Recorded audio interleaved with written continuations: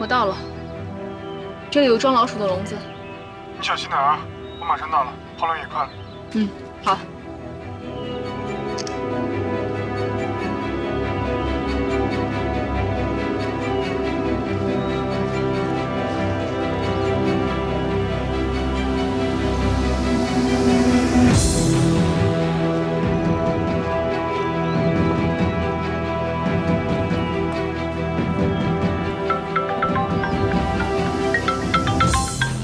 喂，怎么了？苏梅，我有个新发现。我刚刚分析手机的时候，截获了一条信息，我觉得应该很关键。好。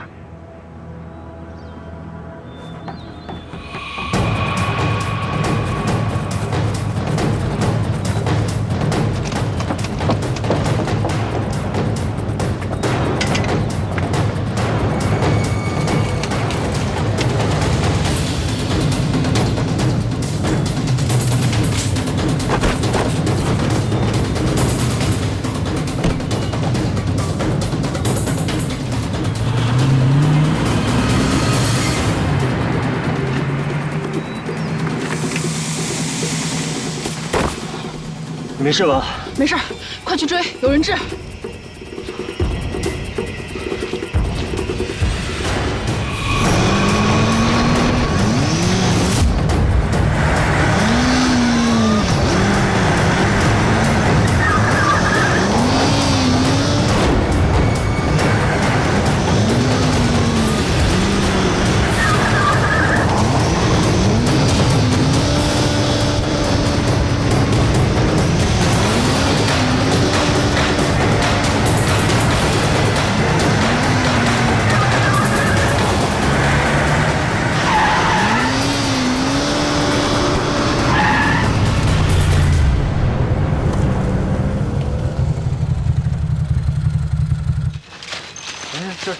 这跑完了。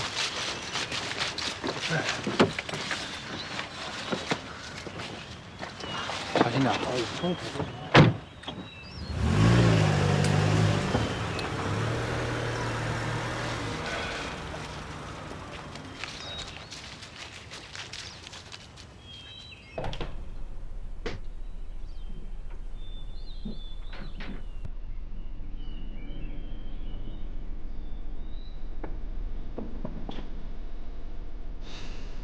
我们在地下室里发现了一群老鼠，还有几个坛子。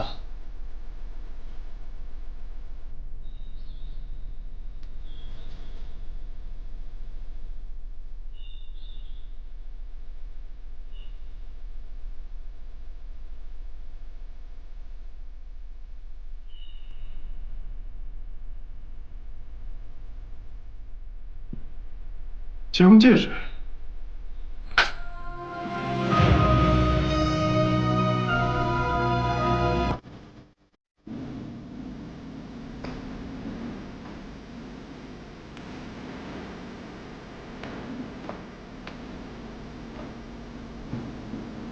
马亮，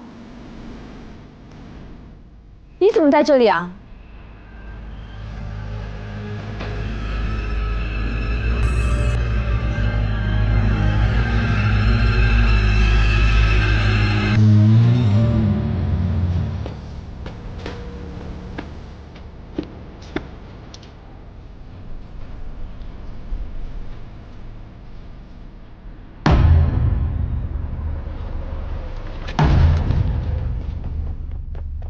马亮。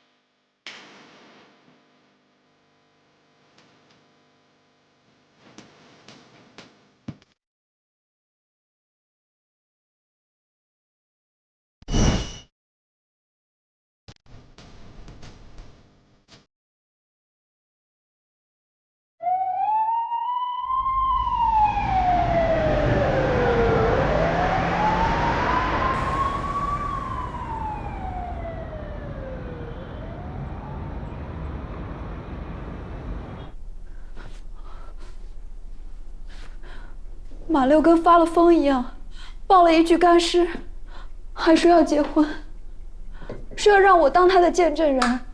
我跟他说，让他看清楚，赵芊芊已经死了。你怎么会出现在画廊？我去替我的丈夫拿一些帮助睡眠的药，我怕他在监狱里休息不好。你当初没有发现马流有什么不对劲吗？其实有点发现了，只是他是我的远房亲戚，我要给他一口饭吃。好吧，那你可以回去了。把伤养好了，阿信会带你回来做笔录。好，谢谢。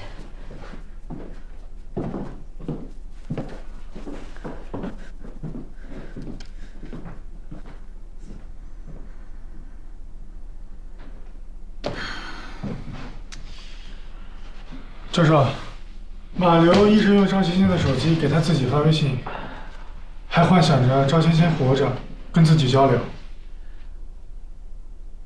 你觉得故事圆的怎么样？那我先回去了。需要我送你回去吗？不用，谢谢。好。他太想补齐所有的窟窿，做的太多了。可能是想保护自己的丈夫吧。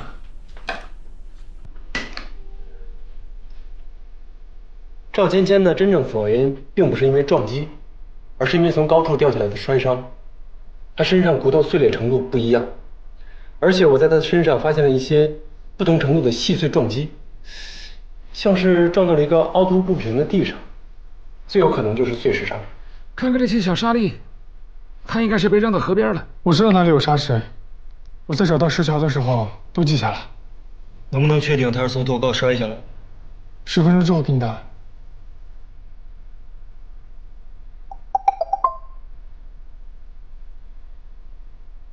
哎，外卖到了，咱一起吃饭。啊？你多吃一点。哎，我点了好几份呢，咱们一起吃饭。哎。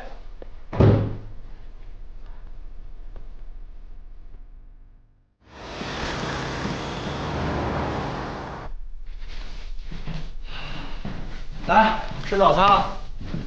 早晨这里只有包子。哟，买包子了，好啊！部长，一边吃一边聊故事。好，杨教授，案子不是结了吗？看起来是。看起来有一个其貌不扬、平时不会被任何人关注的一个男孩子，有一天遇到了一个非常善良的女孩子，刹那之间，爱情产生了，魔鬼也出现了。他为什么要放弃麦西呢？应该直接干掉麦西才对啊！等等，马流显然是不喜欢红色的，可是为什么他会让幻玉和莫非同时换上红色的裙子呢？马流家一个红色都没有啊！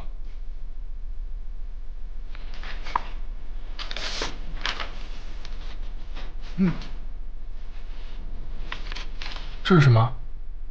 这是李放3年前买戒指的单据。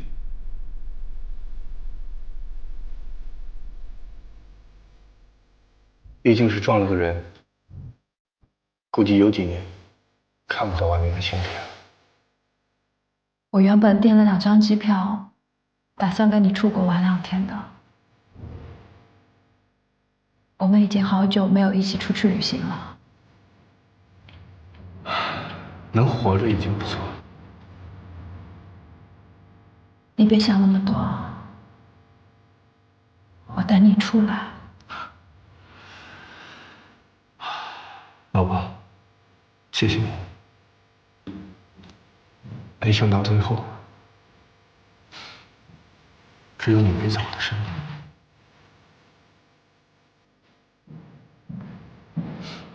你好，这位警官有事找你。怎么了？案子不是结束了吗？别紧张，公安局嘛，环境就是这样的。向来有些严肃啊。我请华警官呢讲个故事，来缓解一下气氛，好吗？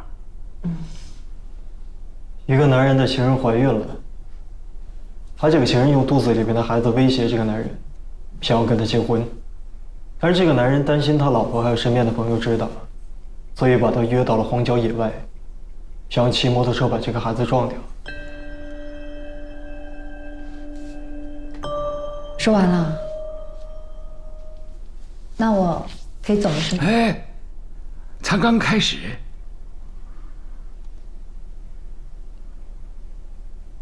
但是她老公万万没有想到，她老婆竟然在后面跟着他，而且呢，把这个情人给救下来了。但是老婆突然发现这个情人认出了老公，她一方面想要去保护老公，一方面对这个情人肚子里面的孩子起了嫉妒之心。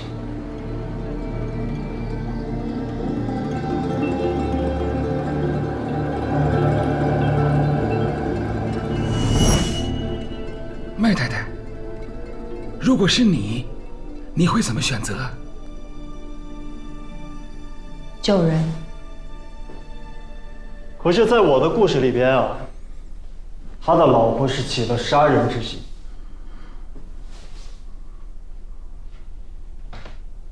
华警官，你如果要是专门讲故事，我们再约时间好吗？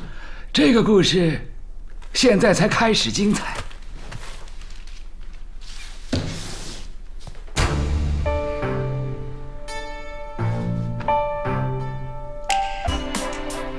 老婆到了俊熙的地方去找这枚戒指，可是没有找到。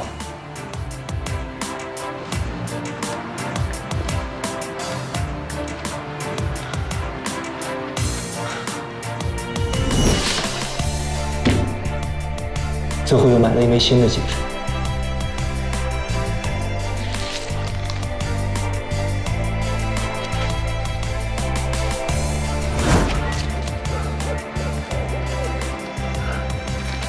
在这儿呢，我找到了。是。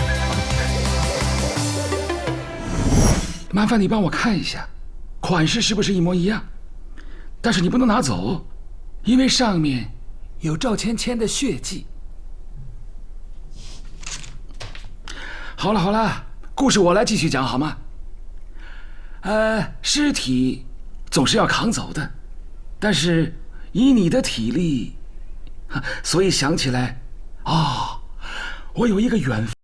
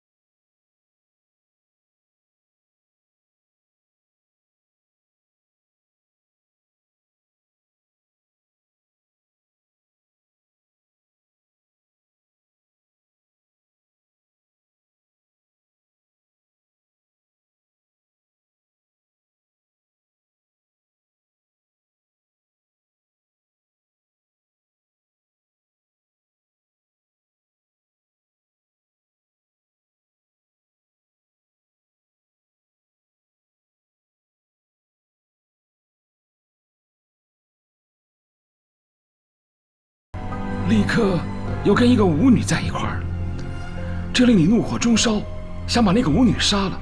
但是怎么杀呢？马流又不听你的话，他只听赵芊芊的话。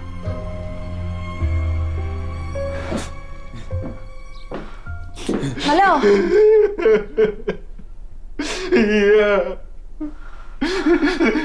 钱不见了。你是不是做什么事情惹他生气了？没有。别哭啊！你别哭。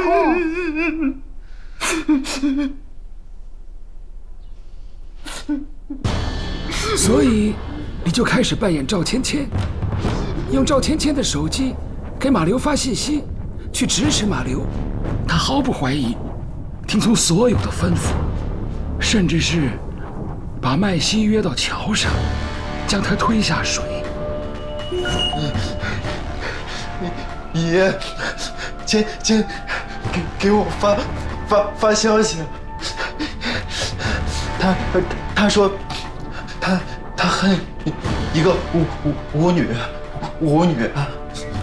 那你知道该怎么做了？也许只有这么做，他才有可能回来。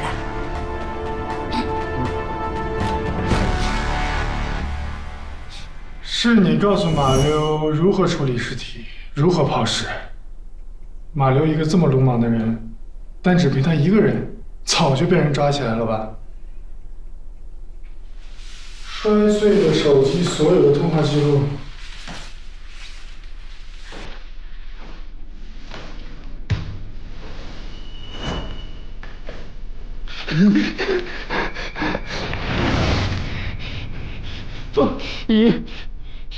你这是干什么呀3年前，我让你去强奸赵芊芊，可是你这个白痴，居然爱上。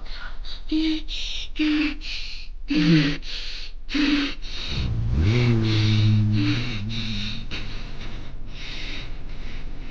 想去见赵芊芊吗？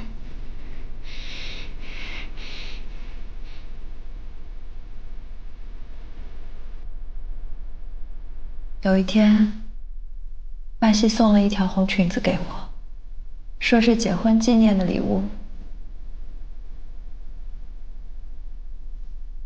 你们知道我有多开心？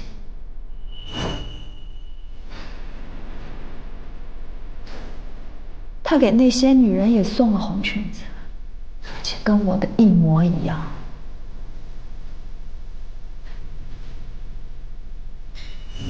你们知道我为麦西付出了多少吗？你们不明白我的感受，我整个心啊，被人践踏的遍体鳞伤。就是那些女人破坏了我的幸福，我有权利惩罚她们。所以你就唆使马流把赵芊芊强奸了，是吧？我跟麦西结婚20年，他特别喜欢小孩，可是我们在一起这么久，我没有给他生过一个孩子。他跟赵芊芊在一起才几个月就怀上了，那个时候他还天天陪着他，还教他什么水仙花，真够恶心的。你心里很清楚，你丈夫是不能生孩。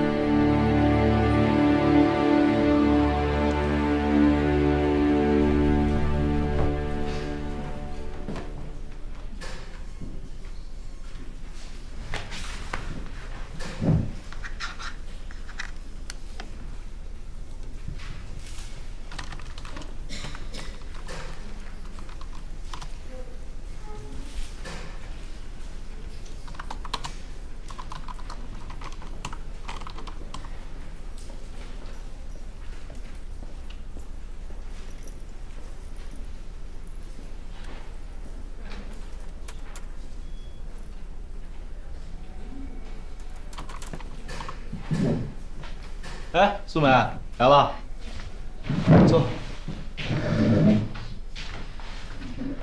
哎，你看这个水仙花可算是开花了，这是新生的意思吗？它的花语从来不是为了新生，而是为了爱情，不计回报的牺牲。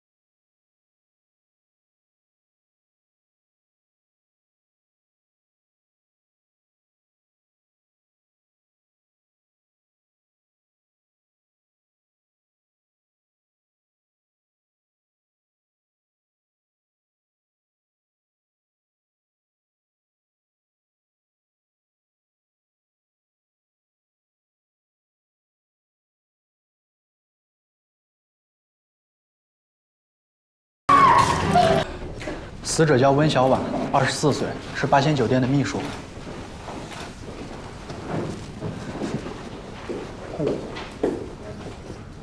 哎，信哥，你帮我查一下温小婉接触过什么闲杂人员没有？哦，哎，新墨西哥的黑帮分子一般经常会杀掉对方的帮派成员，然后呢，在死者身上写一行字，用来挑衅。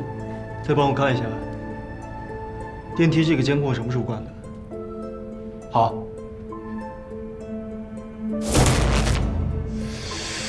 如果真的是帮派争端的话，一般都会用墨汁在死者身上纹一些挑衅的话，而不是用普通的笔写呀。这样的字迹很容易被血液啊、分泌物啊等现场情况所破坏啊。如果真是想传递一些挑衅的话，那也太随意了吧？头上的伤口呢，不像是被利器割的，更像是被什么东西给勒的。啊？电梯顶部没有悬挂重物的痕迹，也没有铁丝。这电梯里边现血液痕迹啊，血液喷溅出来，完全没有任何的阻碍物。当时电梯里边应该只有他一个人。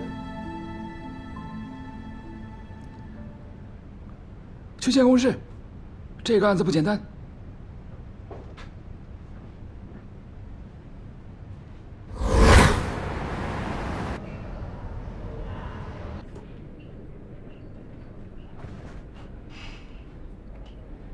从监控资料看，温小婉的死亡就发生在这10分钟之内。哎，电梯内的监控呢？坏了，还没来得及修呢。案发时你们都在哪儿啊？在值班室啊。谁能证明？民警警官不是问过了吗？我们昨天晚上12点真在保安室喝酒呢。你不信，你看那个监控。是啊。确实是。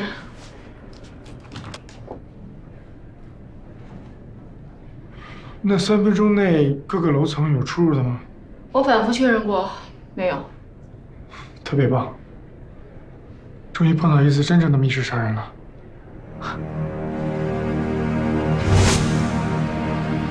电梯杀人是密室杀人的一个子类型，但是操作难度太大了。目前中国20年没有一个值得研究的案例。不过电影嘛，倒是有一部叫《电梯里的魔鬼》。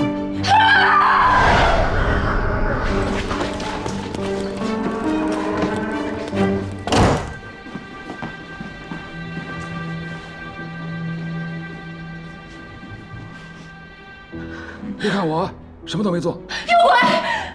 站着的，电梯里站着的鬼。什么？尸体怎么可能站着？不可能！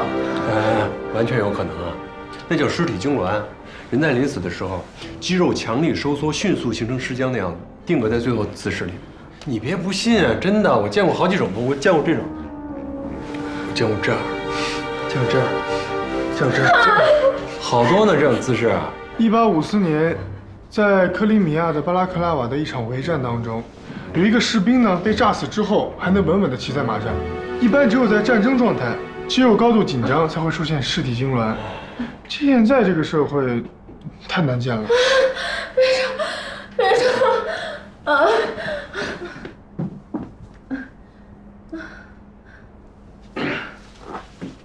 没事儿，肾上腺素飙得太快了，导致脑供血不足，稍微休息了就好了。你们干嘛要吓唬他呢？他是目击者，送他上医院。我们上医院啊。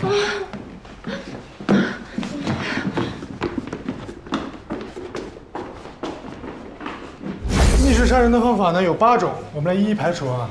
第一种呢就是遗失，从出血量来看，这不可能是遗失。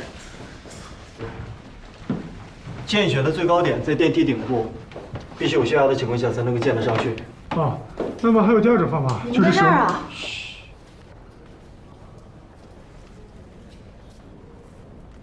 上来。啊。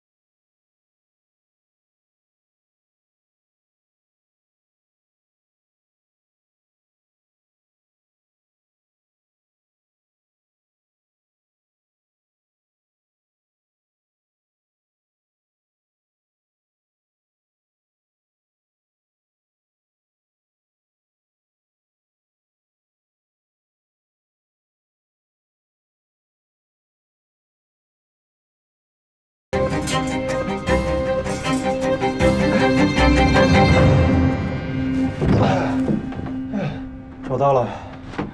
啊！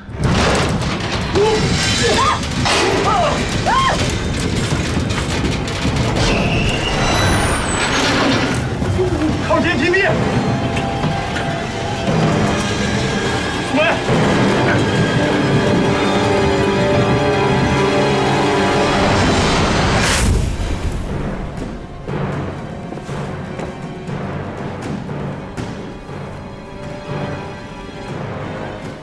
有轨电梯呢？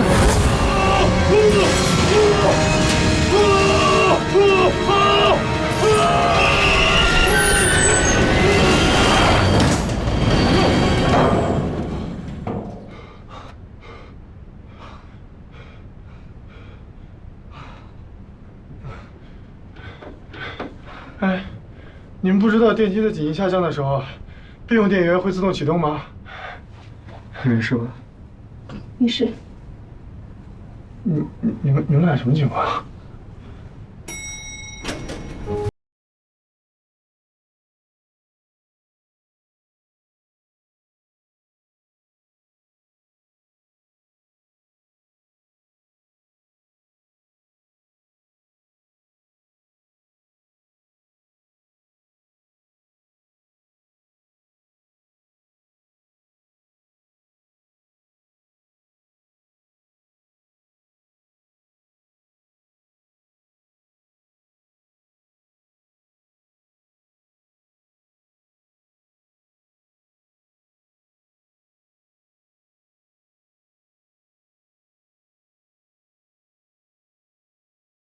死者的伤口在颌下三角，现在只有机械的力量才可以将头撕断。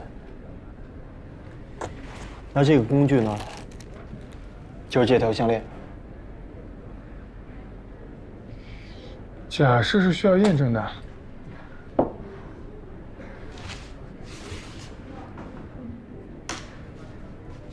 这个假人是特制的，材料高度仿真，就连体重都跟温小满差不多。3、2、1，掉。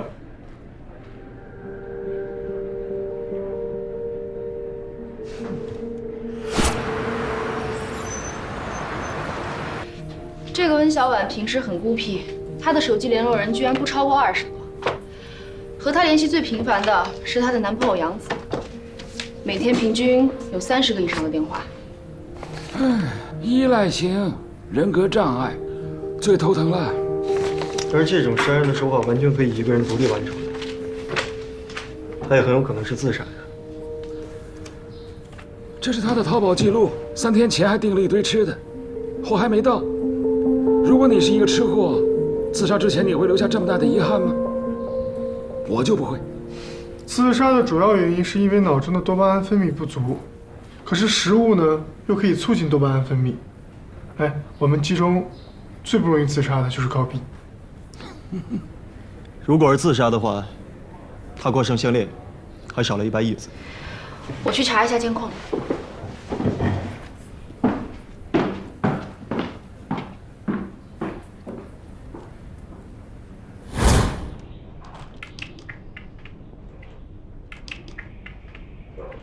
要不然你出去会儿吧，我工作的时候不习惯有人看着。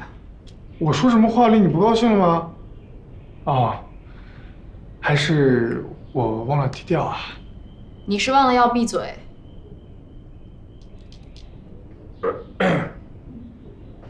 警官，你刚才不都查过了吗？还查什么呀1星期以内酒店所有的监控都在这儿了吗？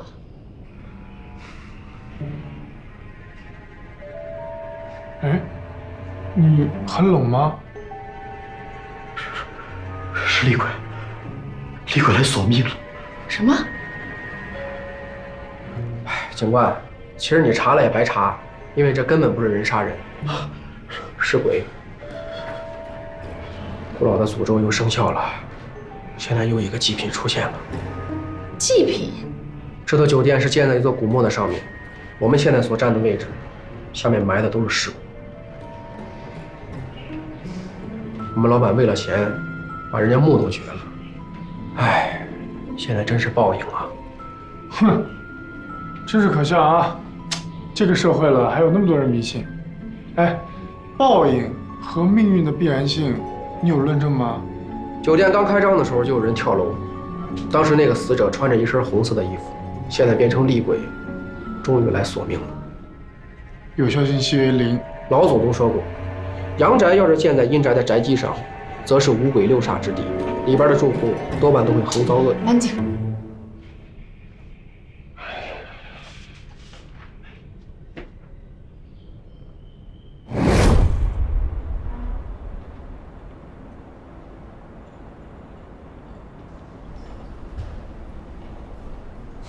放松点啊！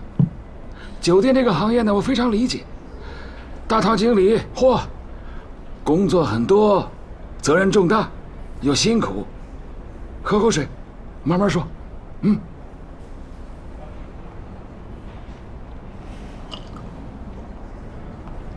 有鬼！酒店里有鬼啊！是啊，我一进来就觉得这里风水不太好。晚上明明走廊没有人，却能听到嗡嗡的说话声、笑声、闹声，还有好几次我值夜班，晚上去上厕所，一出门看到有一个人打着一把黑伞在走廊里走来走去。有一次我都不敢出厕所门，在厕所躲了一宿。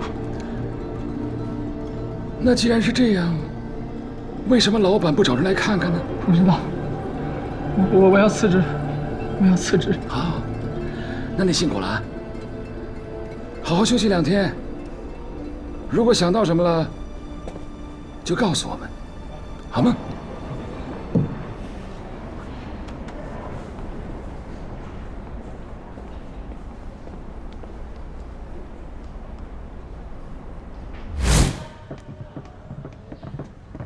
教授，大堂经理那边有什么线索了？就4个字，酒店有鬼。我倒是找到了一个鬼，老色鬼。老色鬼。我已经调查了，杨子有3天没有上班了，但是有人在6公里以外的酒吧街看到过他。那找人查一下，到底昨天晚上11点到1点的时候，有没有人能够证明杨子不在酒吧？好，我现在就去查。苏梅，这个酒店老板叫什么名字？他叫王金来，他人呢？还在找。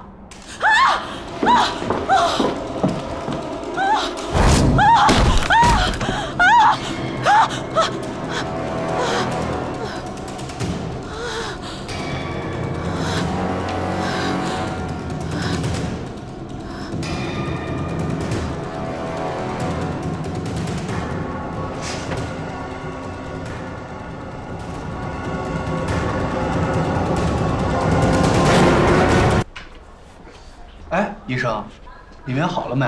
你看病吗？我不看病，我是说里面的病人。病人早走了呀？啊？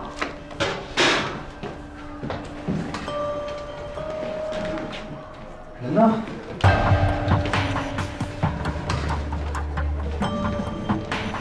喂，他不见了。啊！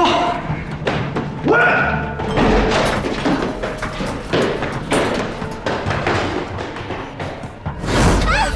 等一下！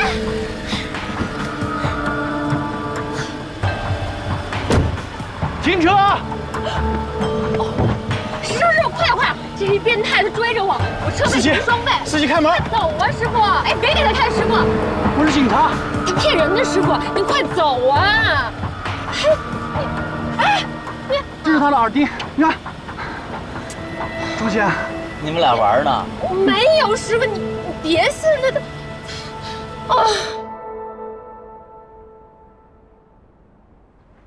这事儿你知道吗？这事儿我一个打工的怎么会知道？你在这个酒店里已经干了4、5年了，人又挺机灵的，老板的行为举止你多少应该知道一点吧？温小婉，我只知道她跟酒店的主厨杨子原本是男女朋友，但是前几天他们已经分手了。具体的分手原因跟王总有关吗？这个我真不知道。这条项链你见过吗？这不是去年温小婉过生日杨子送给她的吗？你一晚上多少钱？神经病！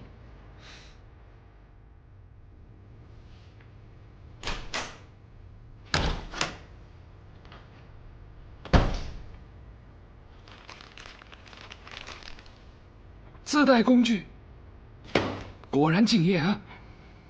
就凭这个，就说我杀人了？我检查了死者的尸体，发现他背后的鞭痕很专业。干多久了7年。什么死者？谁死了？王金来，你昨天晚上的客人。我走的时候，他还好好睡觉呢。我干嘛要杀他？我也觉得奇怪，你又不是新人，这是老客户，为什么要仙人跳呢？兜里的钱不值得你铤而走险呢？我确实没杀他。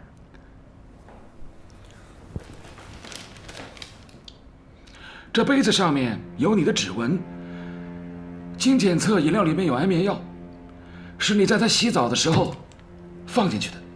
反正我走的时候，他正打呼噜呢。那天他有点暴力，我心情不爽。我知道他有吃安眠药的习惯，塞了几片我就走了。啊，捆绑，那是他要求的。我其他姐妹都能证明，他的习惯呢。不好意思，梁教授，打断一下，好像确实不对。我记得尸检报告上说，王金来的死亡时间是凌晨3点，他好像12点就发现了温小婉的尸体了。这么简单的问题，你徒弟都知道。他年轻，不懂事儿，在房间里杀人有很多种方法。3个小时以后再让他死亡，其实也不难。我都说了，我没有杀人。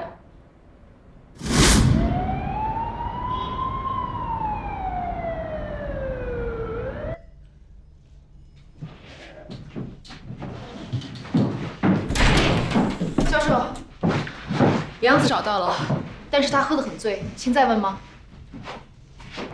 问。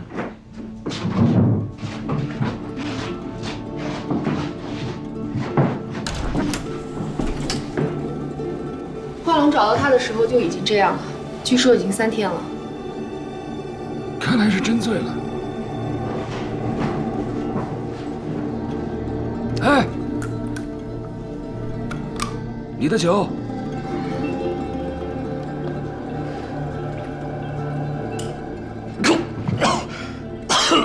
这啥呀？不是，你谁呀？温小婉死的时候，你在哪里？有不在场证明吗？你说什么？小婉，她怎么了？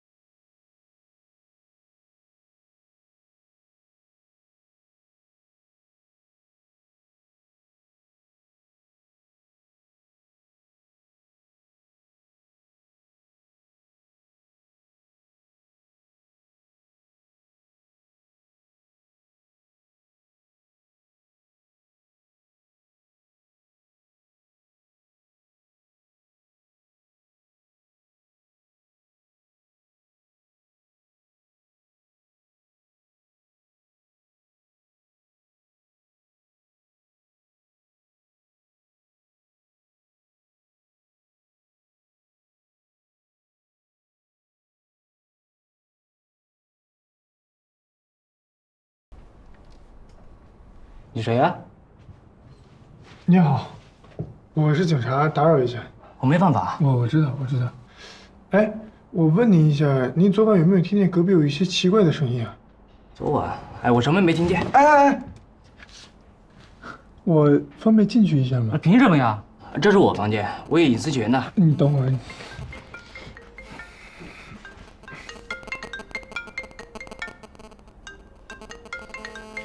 没事了，打扰了。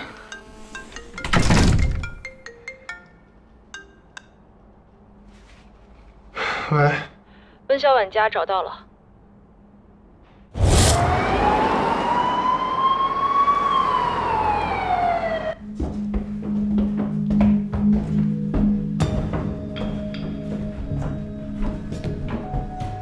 这就是小婉住的房子。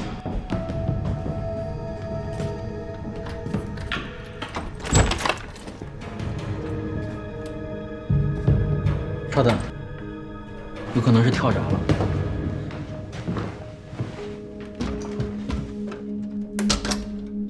你倒是挺熟悉的呀。2年了，能不熟悉吗？小安胆子小，每次跳闸都会打电话让我过来。今天，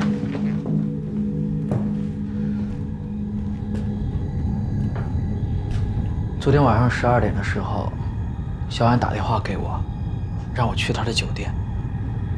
我怕他继续纠缠我，就应付跟他说等会儿过去，然后继续喝我的酒。没想到他可能是在向我求救。他还说了什么？他还说，记住我。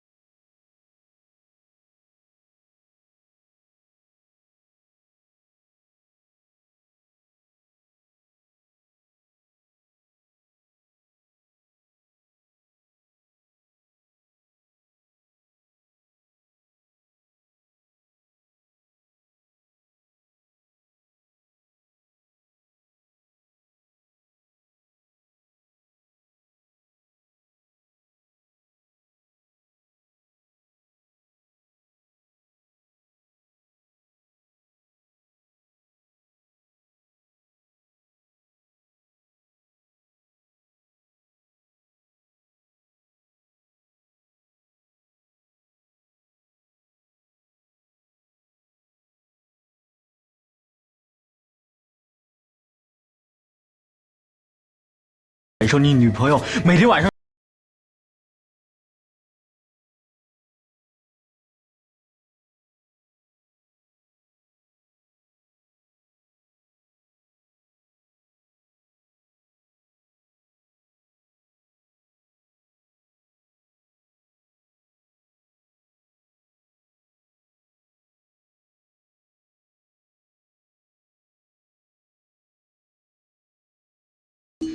你玻璃是我砸的，你肉身是我瘫痪的，你来报复我呀！你知道小婉一直求的是什么吗？我不知道，我也不想知道。想要什么，就靠自己争取好了。求这死狐狸有什么用啊？这个浮世爱情鸟，它一直以来求的都是你们的爱情。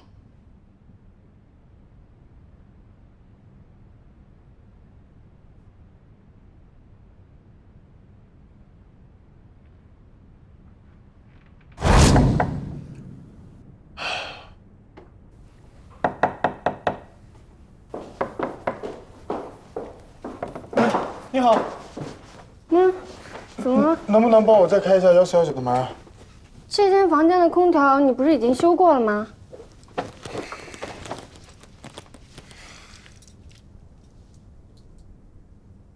我是警察。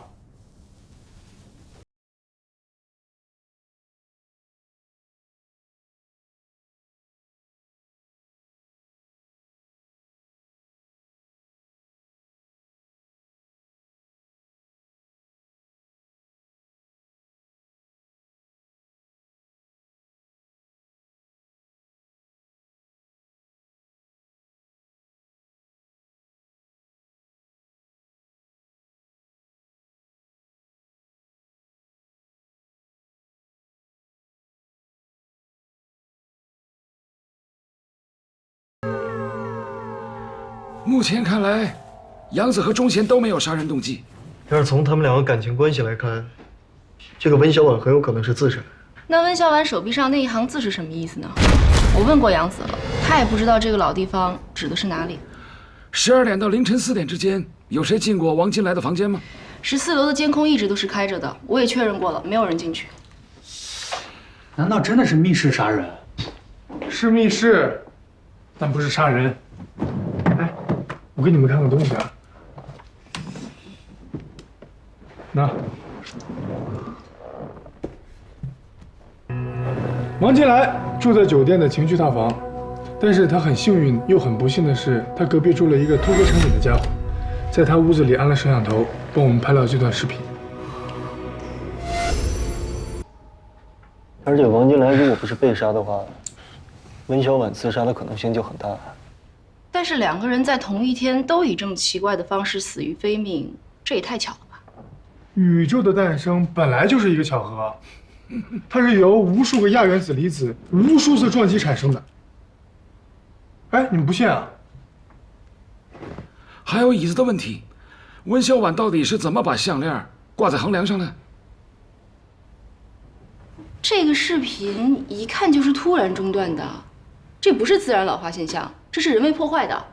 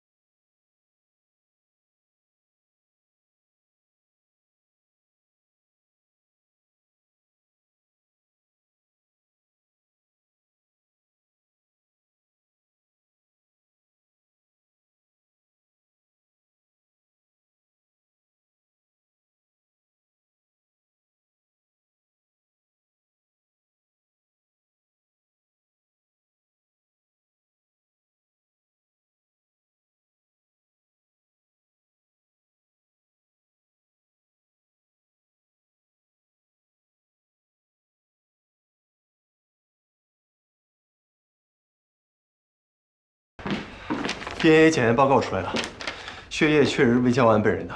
那监控就是他自己剪断的。可是也并不能证明是他自杀呀。一个生活当中只有男朋友的女人分手了，她为了让她的男朋友永远记住她，就在她男朋友每天都会经过的电梯里自杀了。这样的动机还不够充分吗？是不是以为杨子会来，所以故意把自杀现场弄得跟犯罪现场一样？是合理的假设，假设是需要验证的，而动机呢，不能成为证据。这不是证据吗？报长的意思是说，我们有证据证明温小婉有自杀的计划，但是现在没有证据能够证明她做了什么。对。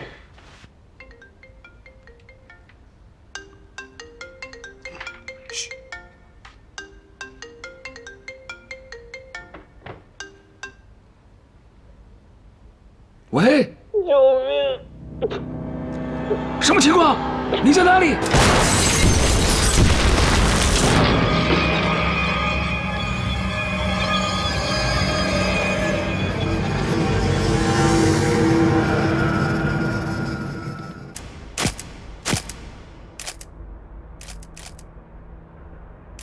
据报案的人说，现场的门是反锁的，而且半地下结构的厨房窗子非常窄，根本爬不出去。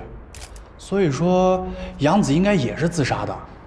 哎，你自杀之前会给警察打电话喊救命吗？别太早下结论，说不定真是密室杀人呢。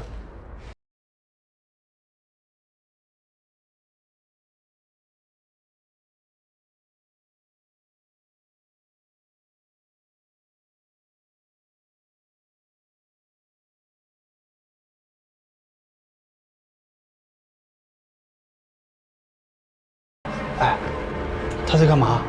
如果我没猜错的话，他正在判断死者与爆心的位置关系。爆炸的时候，死者是背对爆炸物的。这你都能看出来？来，高老师给你做个科普啊。这爆炸的时候呢，会产生强光，人啊会下意识的紧闭双眼，所以褶皱的皮肤是不会被火烧到的。所以，面对爆炸物的鼻根部、眉间，还有在眼眶周围呢，就会有顺着皮肤纹理的细纹，但是他没有。死者如果是自己点的火，他不可能背对爆心啊，除非有两种可能：一是他死后被炸，二是别人点的火。那如果是别人点的火的话，煤气的爆炸速度那么快，现场怎么没有其他尸体？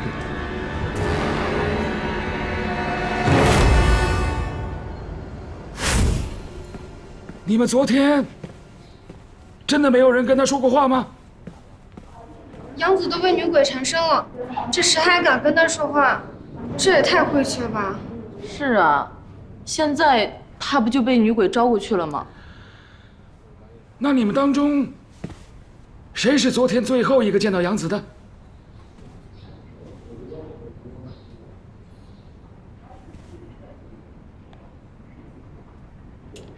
是我。以我们刑侦学来讲，有一个定理：最后见到死者的，通常都是嫌疑最大的。不关我的事。昨天他在食堂就不对劲了，两只眼睛都没有神了，就像被勾了魂一样。哦，你观察的还挺仔细的啊！我也不愿意，谁让我跟温小婉同一间办公室，他又要去收拾温小婉的遗物，哎，真是晦气。他帮他收拾遗物，是想好好处理死者身后的事情。那干嘛要自杀呢？你最后跟他说了什么？我什么都没说，他一进来我马上就出去了。他自己收拾到一半，突然跑出去，可能跑去厨房自杀了，跟我没有关系。收拾到一半，那遗物在哪儿？能确定的是，死者确实是被炸死的。从他胸口的出血量可以判断，他的主动脉弓应该被割断了。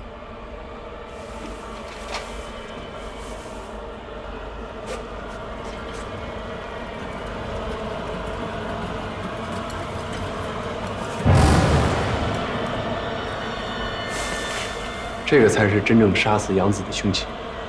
哎，他不是被炸死的吗？这也算是被炸死的一种。这个碎片被爆炸力抛出去之后，成了一把锋利的刀，割断了死者心脏上最大的一颗动脉。而且你看这个速度，一定是爆炸所致。还有这个出血量，更能证明杨子是被爆炸所伤。不错啊，背的比我还熟。哎，我第一次看到有人自杀之前还在嚼口香糖哎。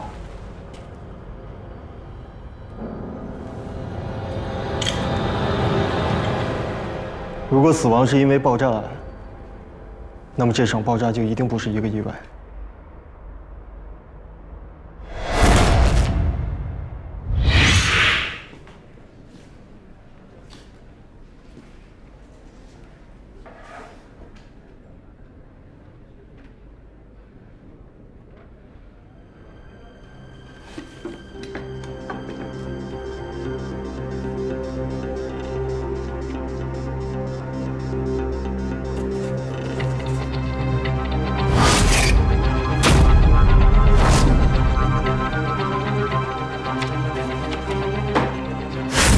首先，他被打晕，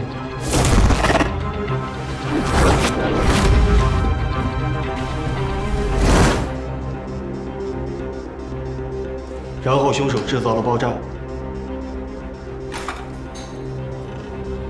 凶手剪断了煤气管道，接下来的口香糖粘在了灯泡上。厨房的门是反锁的，窗户又爬不上去。在这个空间里面，唯一的出口就是传菜口。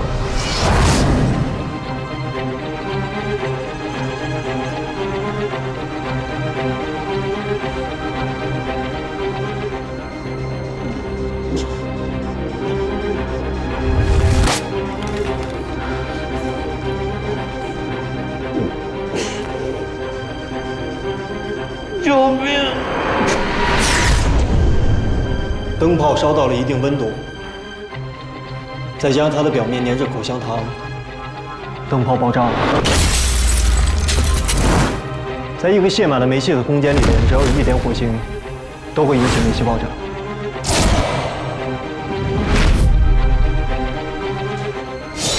他就是这么死的。口香糖上的 DNA 经过高温灼烧，是不是已经检测不出来了？那肯定检测不出来的。目前我们只能简单的判断凶手的体型偏瘦。以传菜口的斜线对角线为最大参照物来讲，他的臀围应该不超过90公分。那就排查酒店内的所有员工。你为什么会认为是酒店内的员工呢？那你的意思是说，杨子的死跟温小婉和王金来都没有关系，是吗？他们的死因都已经确凿了，你为什么会认为三者的死是有关联的？其实往往越简单的事情越没有那么简单，你越不想发生的事情才最容易发生。小朋友，你要不要回去看个电影？哎，好了好了好了，最后的结果还是要看我的尸检报告。OK。